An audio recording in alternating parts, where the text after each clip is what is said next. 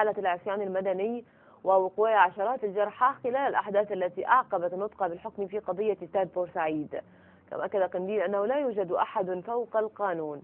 وأضاف رئيس الوزراء خلال تصريحات أدلى بها اليوم، أضاف أن البطالة لا تقتصر على شباب بورسعيد فقط، وإنما يعاني منها الشباب في كل محافظات الجمهورية، وهو ما دفع الحكومة لتبني توفير 750 ألف فرصة عمل.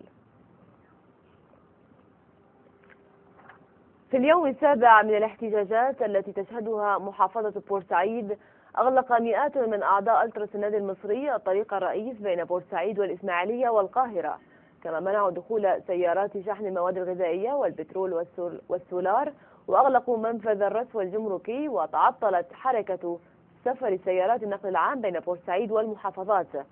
في الوقت نفسه أجبر متظاهرون موظفي الجمارك في ميناء بورسعيد على مغادرة أعمالهم بعد أن أغلقوا البوابات الخارجية للميناء.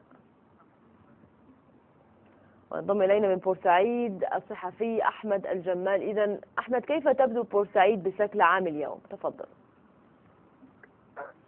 دينا،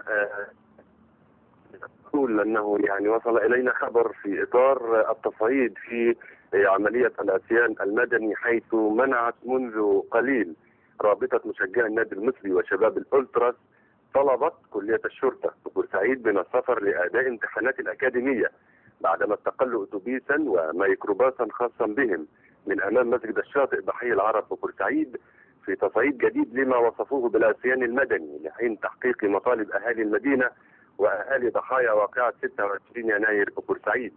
وقال علي سبيسي أحد شباب روابط الألتراس مصراوي أن عملية منع الطلبة تأتي في إطار العصيان المدني لحين تحقيق المطالب، وهو منع سلمي على حد وصفه دون التعرض لأي طالب فيهم، لأنهم من أبناء بلدنا، هذا على حد وصفه، في الوقت الذي أكد فيه أحد أولياء أمور طلبة كلية الشرطة ببورسعيد ضرورة تفهم قيادات الأكاديمية للظروف التي يتعرض لها الطلبة في حال استمرار المنع عن السفر لأداء امتحانات الأكاديمية.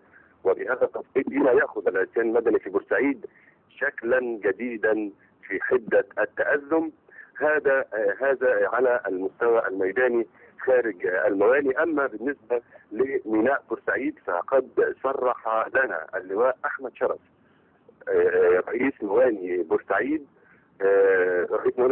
منذ حوالي ساعة أن مواني بورسعيد سوف تخسر 750 ألف جنيه إذا تم تعطل المينائين، بعدما أكد أنه لليوم الثالث على التوالي يتم تعطيل ميناء شرق بورسعيد. وأفادت مصادر لنا أن وحدات من الجيش الثاني الميداني في طريقها إلى منطقة شرق بورسعيد لتأمين وصول العمال إلى ميناء شرق بورسعيد. وقال أن ميناء غرب بورسعيد يعمل بطاقة 40% فقط. شكرا لك جزيلا أحمد الجمال، صحفي كنت معنا من بورسعيد. نظم طلبة